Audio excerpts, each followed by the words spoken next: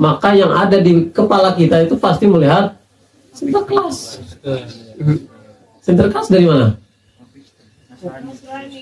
Tapi itu kan pecahannya juga, bukan asli itu. Jadi Sinterklas itu tambahan sebenarnya. Jadi bid'ahnya di dalam orang Nasrani itu. Sinterklas itu bid'ahnya di dalam Nasrani. Ditambah ke kita bid'ah ya jadinya bid'ah kuadrat. Jadi di dalam Nasrani itu udah bid'ah.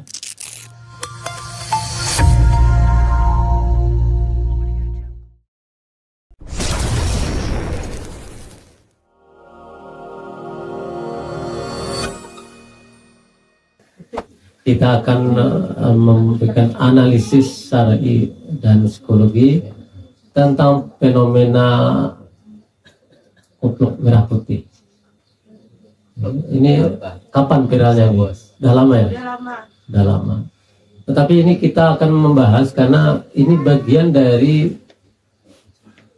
bentuk-bentuk penyesatan pemikiran di akhir zaman. Dan ini sebenarnya ini bukan tugas dari yang lebih berhak. Sebenarnya tugasnya adalah tugas MUI, tapi karena terbiarkan, ya biarlah kita yang memulainya atau minimal kita memberikan masukan. Nanti kalau sudah waktunya ada bahan, kan? Baik, kita sebelum ke pembahasan kita lihat dulu. Seperti ini menyampaikan bahwa kalau sholat itu harus pakai kupluk merah putih katanya, kalau nggak pakai nggak sah katanya. Ini ada ceramah di tempat lainnya atau kajian di tempat lainnya. Abah Aus juga berfatwa sama bahwa kalau mau sholat itu pakai kupluk merah putih, kalau nggak sah. Jangan hilang kecuali dengan kepalanya. Loh, karena pernah Ibu Dewi dikasih kupluk, Umi kasih kupluk, sholat berjamaah duhur asar, Umi pakai, Ibu Dewi tidak pakai, lupa. Hanya Abah keras. Kalau yang sudah punya kupluk merah putih, ibu-ibu sholat tidak dipakai kupluk, balik lagi, tidak sah sholatnya. Kan eta teh pohur, eta ngaranna teh ilmu baru eta. Ilmu baru. Tapi benar, sangat benar. Alhamdulillah.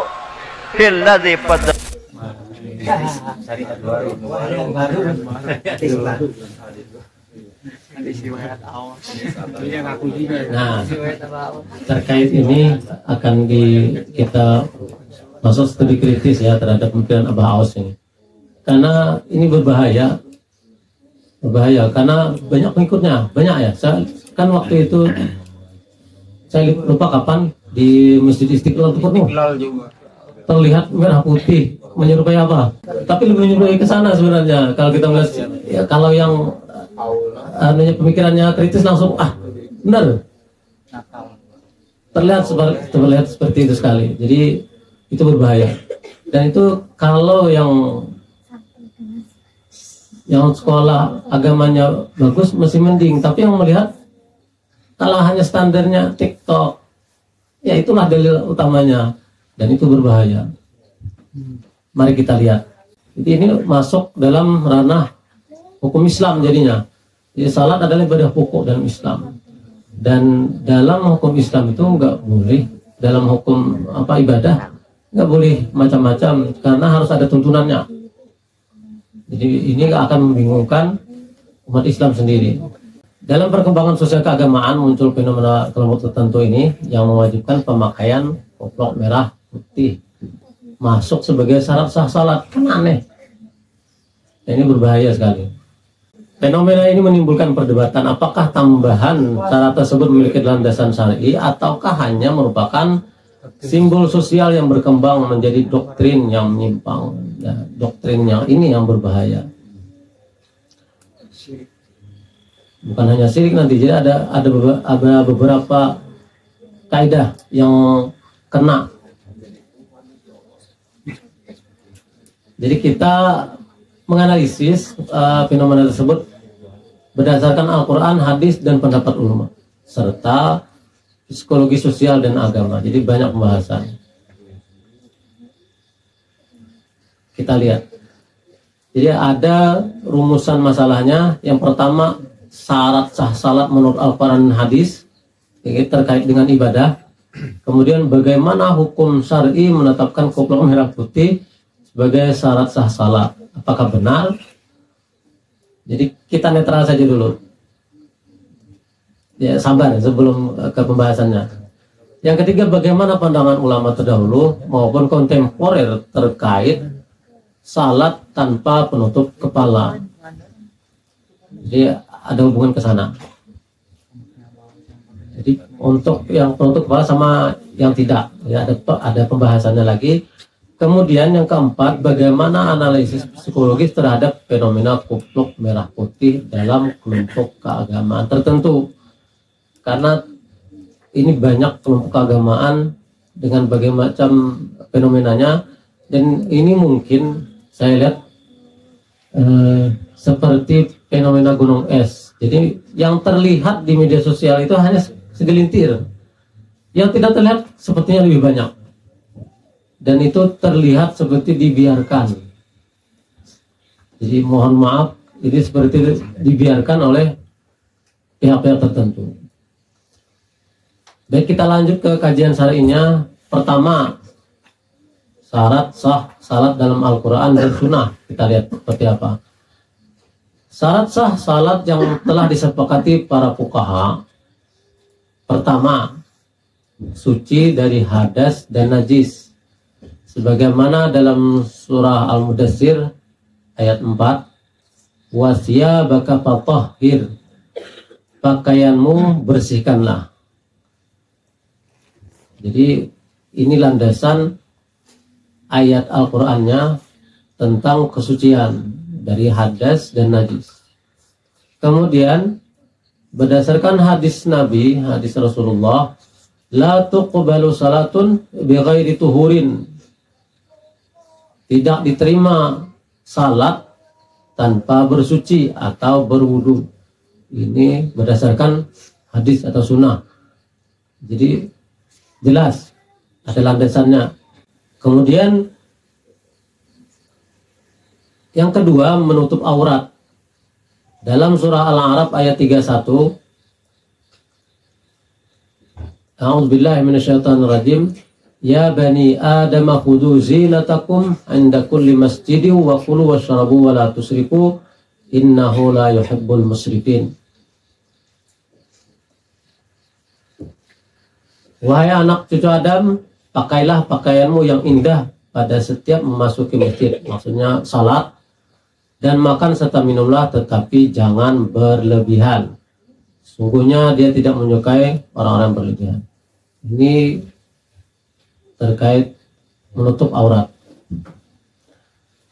Kemudian menghadap kiblat. Jadi ada yang ini syarat sah tadi, menghadap kiblat. Jadi kalau hadapnya kemana-mana jadi masalah. Surah Al-Baqarah ayat 144, qad nara taqalluba wajhika fis samai falanwalliyannaka qiblatan tardah fawalli wajhaka syatral masjidil haram wa haitsu ma kuntum fawallu wujuhakum syatrah, ila akhir ayat. Ayatnya lumayan panjang. Sungguh kami melihat wajahmu Muhammad sering menengadah ke langit, maka pasti akan kami palingkan engkau ke arah kiblat yang engkau sukai, lalu hadapkanlah wajahmu ke arah Masjidil Haram. Dimanapun kamu sekalian berada, hadapkanlah wajahmu ke arah itu. Ini dalil tentang menghadap kiblat berdasarkan Al-Quran. Waktu salat telah masuk. Surah An-Nisa ayat 103. Ini juga potongan ayat. Inna salata kanat 'alal mu'minina kitabam mauquta. Sungguhnya salat itu merupakan kewajiban yang telah ada waktunya telah ditentukan atas orang yang beriman. Jadi nggak boleh main-main, nggak ada sembarangan. Jadi kaidah ibadah itu jelas dalam Al-Quran, bukan dikarang-karang. Yang standarnya sudah ada saja, kita masih banyak yang belum bisa melakukan seperti standar yang sudah Allah tetapkan. Bagaimana kalau dengan banyak tambahannya itu? Nah, itu berbahaya. Karena nanti ada kaidah usul terkait ini. Sebelum ke situ kita lanjut saja dulu yang kelima, berniat salat berdasarkan hadis riwayat Bukhari ayat nomor 631. Nah, berdasarkan yang 5 hal tadi, tidak ada syarat penggunaan kupluk atau warna tertentu. Jadi sah syaratnya berdasarkan 5 kategori tadi. Apa yang 5? Suci dari hadas dan najis, kemudian menutup aurat, menghadap kiblat, kemudian masuk waktu salat, dan yang terakhir niat salat. Tidak masuk dari pernyataan beliau tadi kan, tidak sah kalau nggak pakai kupluk merah putih lagi. Kalau dilihat dari jauh itu seperti persis rombongan Sinterklas. Persis sekali. Saya pertama kali lihat waktu itu, ini Sinterklas dari mana ini? Sinterklas abal-abal lah. Baik, kita lanjut. Ini hadis-hadis yang relevan dengan masalah ini. Rasulullah SAW bersabda, an Malik bin Al-Huwairis, qala Nabi sallallahu alaihi wasallam, sallu kama ra'aitumuni usalli. Jadi ini jelas. Jadi tadi ayat Al-Qur'annya jelas, hadisnya jelas. Jangan ditambah-tambahi. Yang ada saja udah repot. Ditambah-tambahi tambah repot. Salatlah kalian sebagaimana kalian melakukan salat. Itu kata Nabi kepada para sahabat, dan diteruskan sampai ke zaman kita hari ini, mengikuti sunnah Rasulullah. Jadi dari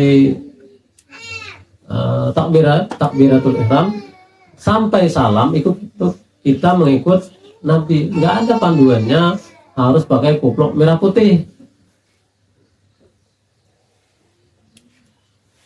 Nah, ini terkait nanti dalam kaidah usul, setiap ibadah dilarang kecuali ada perintah. Jadi nggak boleh sembarangan dalam hal ibadah. Jadi kaidah usul fikih itu setiap ibadah dilarang kecuali ada perintah. Dan kebalikannya soal makanan. Kalau soal makanan semuanya halal kecuali ada larangan. Jangan disamakan. Jadi kaidahnya kebalikan. Jadi ibadah dengan makan itu berbalik kaidah usulnya. Jadi kalau makan, misal kita menemukan binatang apa di hutan, nggak ada panduannya, boleh. Tapi ada kaidah asal yang nggak beracun, ya. Tidak buas. Kalau mau bukan tuh makanan kayaknya. Dalam hal makanan dan binatang, itu nggak ada larangan, aman. Itu dalam hal makanan. Kalau ibadah kebalikan, dilarang kecuali ada perintah, kecuali dalil. Kaidah usulnya seperti itu. Jadi jangan dibalik-balik. Yang tadi kayaknya dibalik-balik, mengikut kaidah makanan kayaknya. Boleh-boleh saja. Nah, itulah bahayanya kalau yang masalah itu yang sekitar beliau. Jadi kaidah ini kalau dari orang pernah nyantri kayaknya tahu deh.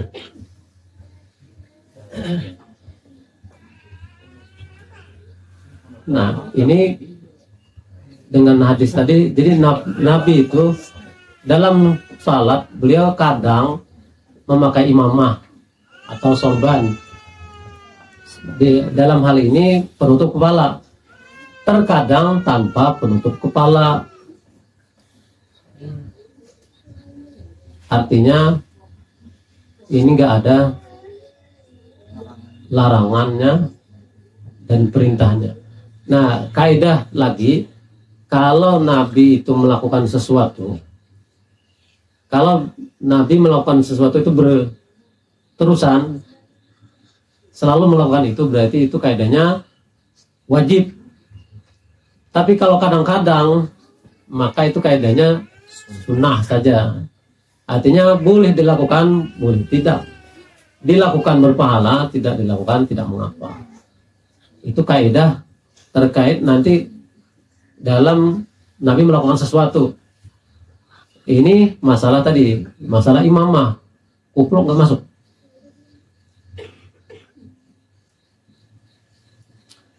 Kemudian Rasulullah bersabda, man amila amalan laisa alaihi amruna fahuwa raddun. Ini dalam hal ibadah, jelas kaidahnya, jelas rambu-rambunya, sudah ada. Ini batas-batasannya seperti ini. Kalau dalam hal ibadah itu sudah ada jelas. Jadi jangan tambah-tambahin lagi. Barang siapa mengada-adakan dalam urusan agama kami sesuatu yang bukan darinya, maka ia tertolak atau batal, tidak sah. Seperti itu kaidahnya. Jadi harus jelas. Maka ada kaidah lain, dakma yaribuka ila ma la yaribuk. Tinggalkan yang meragukan kepada yang tidak meragukan. Artinya yang meyakinkan. Jadi kalau ibadah itu harus meyakinkan. Nah, terkait ini lagi, maka sebenarnya syariat Islam itu telah sempurna.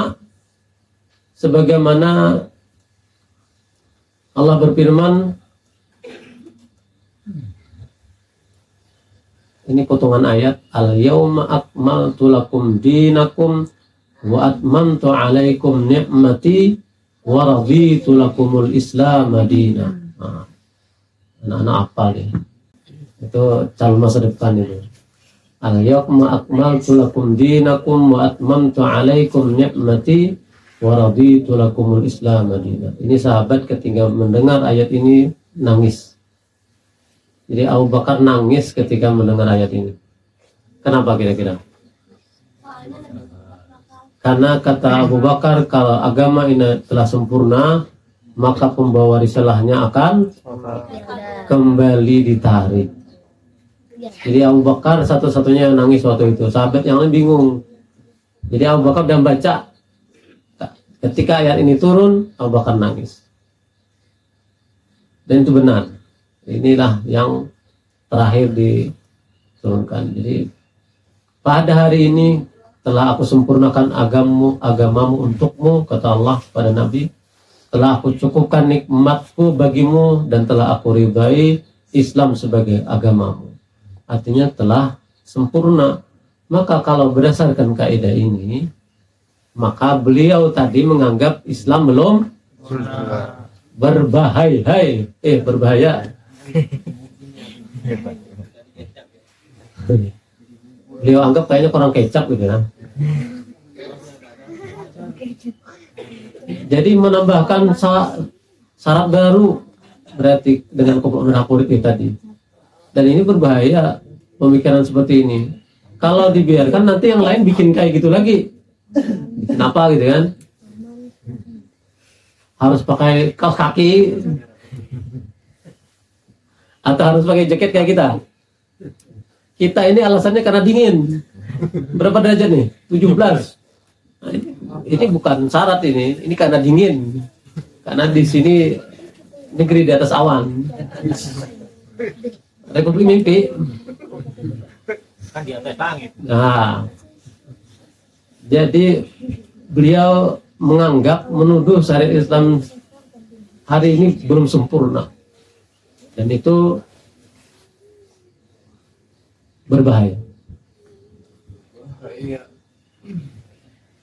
Jadi menganggap Islam belum sempurna satu, yang kedua masuk dalam perkara bid'ah, mengada-adakan. Dan ini sesat. Jelas hadisnya tadi di atas sudah ada. Jadi pertama sudah menuduh belum sempurna Islamnya, seakan-akan beliau lupa, Allah alam lupa atau nggak tahu. Ya, nggak bisa ditanya ini. Yang dekat silakan tanya. Berani nggak kira-kira nanya? Berani. Kita jauh di sini. Maksudnya yang dekat beliau di luar sana. Siapa yang menyebarin? Udah disabarin. Sudah. Nggak ketemu orangnya, nggak ketemu kemarin. Oh, nggak ketemu. Ke pondoknya kemarin. Kenapa? Tapi belum ketemu. Belum ketemu Oh, kemarin. agak berani kali sama Pak Saiful. Auranya sudah seperti singa. Saiful itu pedang Allah. Ya. Saiful. Nah, coba lihat hadis Nabi. Wa iyyakum wa muhdatsatil umur. Fa inna kulla muhdatsatin bid'ah wa kulla bid'atin dhalalah. Di lain hadis ada tambahan wa kulla dhalalatin finnar. Jadi jelas Nabi kalimat wa iyyakum itu bentuk apa? Taukid. Bentuk penegasan dari Nabi. Wa iyyakum wa muhdatsatil umur. Artinya kita perlu sangat hati-hati dalam urusan ini. Amankan. Jauhilah oleh kalian perkara-perkara yang baru dalam agama, dalam ibadah maksudnya. Karena setiap yang baru adalah bid'ah dan setiap bid'ah adalah sesat. Ini hadis populer sebenarnya, tapi kadang aneh di masyarakat kita. Yang lucu itu sebenarnya setiap kita melakukan ini nanti ada dibikin branding sendiri. Brandingnya apa? Bukan hanya itu, maksud saya dari luar ke Islam. Jadi kalau kita melakukan ini nanti ada arahannya ke arah Islam apa namanya? Islam Nusantara. Bukan, kalau Islam Nusantara itu kan yang melakukan, yang mengingatkan, dikatakan Islam radikal. Kalau ada radikal capnya, maka arahnya balik lagi kembali ke yang kemarin. Pakai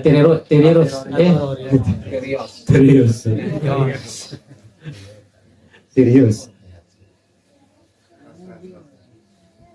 Itulah branding mereka. Makanya kita balik lagi, kemudian masuk kategori tasabbuh jadinya. Ulama dulu, saya masih ingat waktu saya masih remaja, itu ulama kita itu pakai apa? Pakai jas aja nggak berani. Saya masih ingat. Saking takutnya dengan ini tasabbuh itu, pakai dasi nggak berani. Apalagi dasi yang kupu-kupu, nggak berani sama sekali. Karena masuk kategori ini tasabbuhnya. Jadi sampai ke situ ulama waktu saya masih kecil seperti itu. Setelah kita udah mulai sekolah, masuk kuliah, terbalik. Mulailah macam-macam. Karena mulai kemasukan doktrin-doktrin yang dari luar. Nah, artinya kalau ulama dulu gak berani pakai apa namanya jas, kemudian kaidasi dan seterusnya, itu sebagai bentuk kehati-hatian. Hari ini itu lepas, jadi kaidahnya udah ditinggal. Kalau terkait tasawuf, saya ada cari sedikit hadis, kita lihat sebentar, kelihatan nggak tulisannya? Larangan menyerupai kaum lain. An Ibnu Umar radhiyallahu anhuma qala Rasulullah sallallahu alaihi wasallam, man tashabbaha biqaumin fahuwa minhum. Ini dalam hal tadi kan terlihat sekali kalau dari sekilas kita lihat dari jauh, misalnya kita melihat rombongan kayak gitu, maka yang ada di kepala kita itu pasti melihat Sinterklas. Sinterklas dari mana? Tapi itu kan pecahannya juga, bukan asli itu.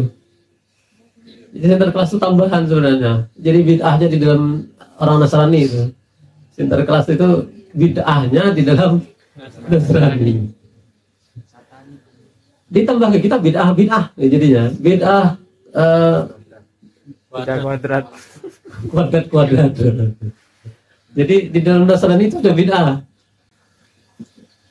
Masuk ke kita, ya bid'ahnya pakai kubik kayaknya, bukan kuadrat.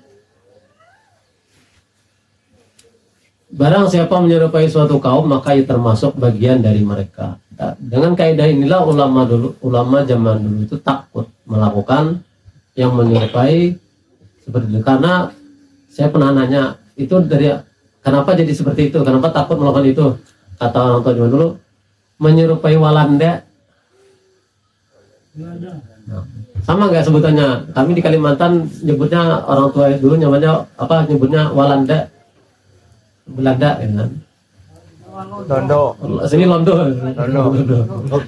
Di kami di Kalimantan Walanda. Karena WD itu ya jadinya. Terkait menyerupai, maka kalau berdasarkan kaidah itu dengan kupluk merah putih tadi sangat mirip dengan Sinterklas di dalam Masjid Istiqlal lagi. Nah itu double tuh, mana pengelolanya juga pemerintah. Kayaknya ada sesuatu.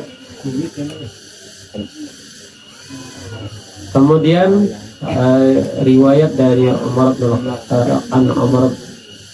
Umar radhiyallahu anhu, kalau Rasulullah SAW mentasyabbah biqaumin, itu sudah dia.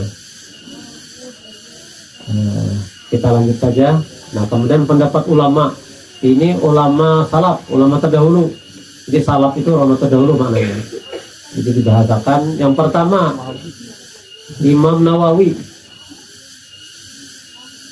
dalam Al-Majmu' juz 3 halaman 172, menutup kepala kata beliau sunnah, bukan wajib. Kalau kita nutupnya sampai ke telinga itu cuma karena dingin. Kemudian yang kedua Ibnu Qudamah dalam Al-Mughni juz 1 halaman 612, kata beliau salat tanpa penutup kepala tetap sah.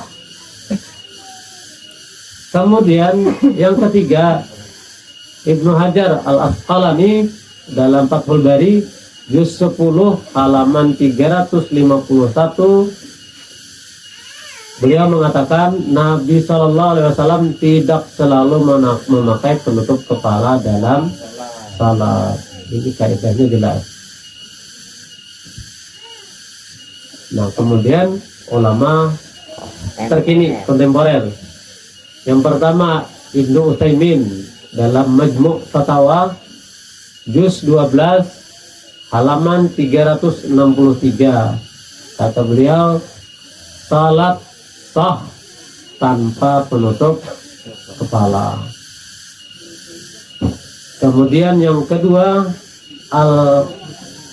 Al-Ghani Tamam Al-Minnah halaman 165, kata beliau tidak ada dalil wajib menutup kepala. Akan jelas, artinya bisa dikatakan ini sepakat dari ulama ya, ulama salaf ulama dulu salah dengan ulama kontemporer sama pendapatnya, hanya beda kata-katanya saja. Kemudian Syekh Sufardawi dalam Fiqh Ibadah halaman 142, menutup kepala kata beliau bagian dari adab, bukan syarat sah. Jadi beliau lebih menekankan ke sana, jadi hanya sebagai adab, bukan syarat sah salat. Ini orang kontemporer terkenal tiga-tiganya. Nah kemudian kita masuk ke bagian analisis psikologis. Tadi kan berdasarkan ibadah, sekarang ke psikologisnya gimana? Mudah-mudahan cukup ya waktunya. Yang pertama fenomena harismatik pemimpin. Nah ini nanti masuk ke kalau berdasarkan ini nanti ada. Pemimpin dalam hal ini Aba Aus menciptakan aturan khas. Jadi kupluk merah putih itu jadi sebagai simbol identitas kelompok beliau, supaya ya kalau kaidah orang Arab itu Khalid Torab. Jadi kalau mau terkenal, lakukan yang berbeda dari orang lain, tetap terkenal. Khalid kata orang Arab Torab. Ya seperti itu contohnya.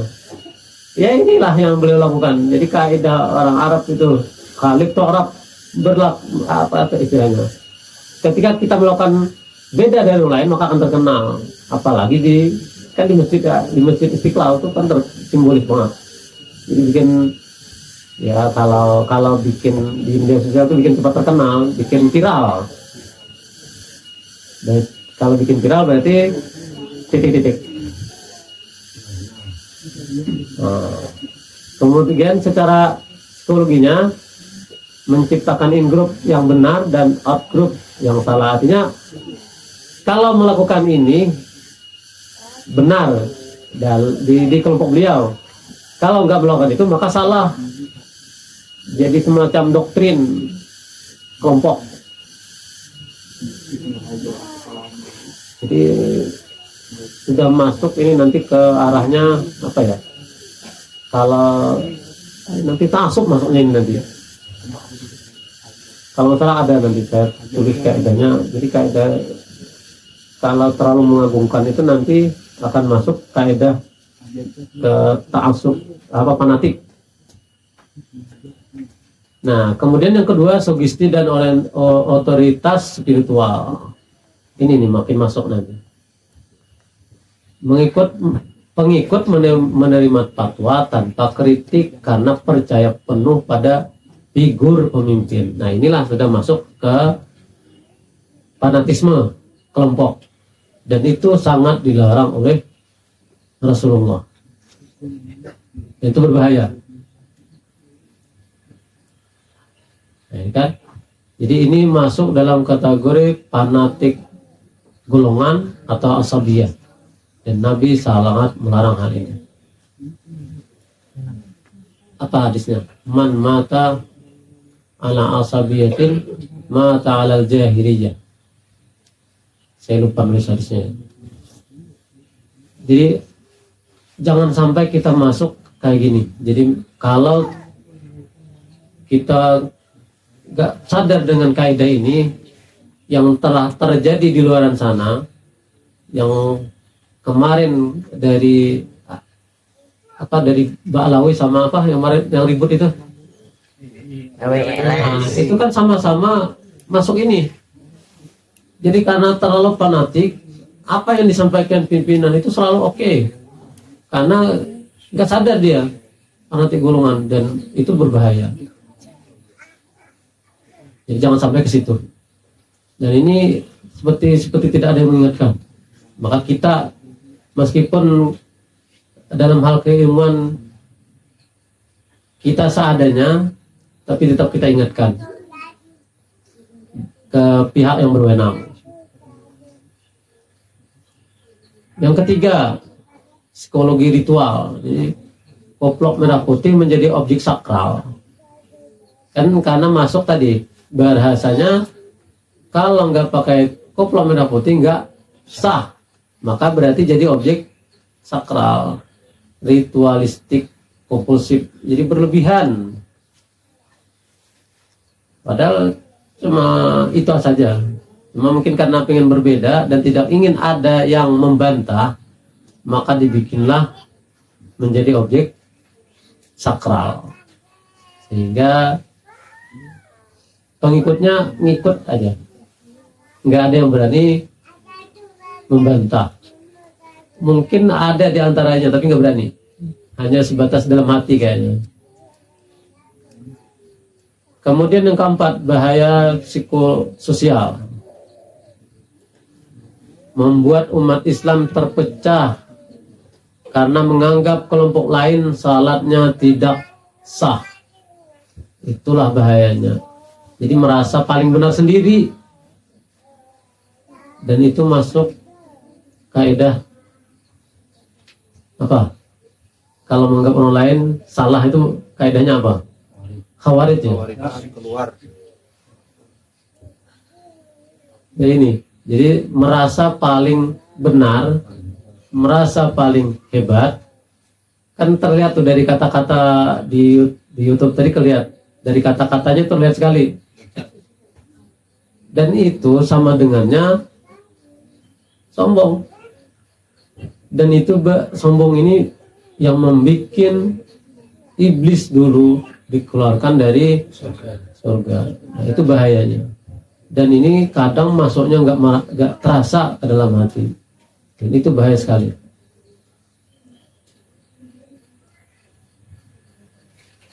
Kesimpulan, secara syar'i syarat sah salat tidak mencakup penggunaan koplok merah putih. Jadi klaim tersebut adalah bid'ah yang tidak berdalil. Jadi memang nggak ada dalilnya. Dalilnya malah kebalikannya. Tapi dilakukan dan tidak ada yang bantah. Dijadikan rame-rame. Secara psikologis, fenomena ini merupakan bentuk kultus pemimpin. Ya tadi. Jadi kultus pemimpin, grup conformity, jadi pemaksaan, manipulasi simbol untuk mengontrol jamaah. Jadi berbahaya. Gak ada yang berani melawan karena mungkin terlalu melihat beliau itu bagi grupnya itu seakan-akan, kalau kita melihat seakan-akan beliau itu sudah jadi seakan-akan ya seperti Tuhan, karena udah berani melakukan yang di luar batas.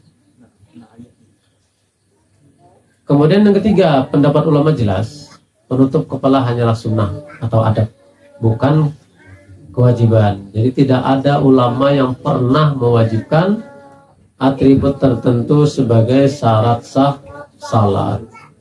Jadi jelas tidak ada.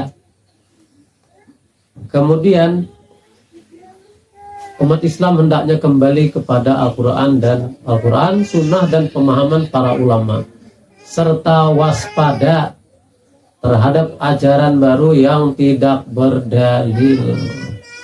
Artinya ketika ada ajaran baru, tanya dalilnya ada nggak? Kalau nggak ada ya jelas berarti keluar dari kaidah yang benar.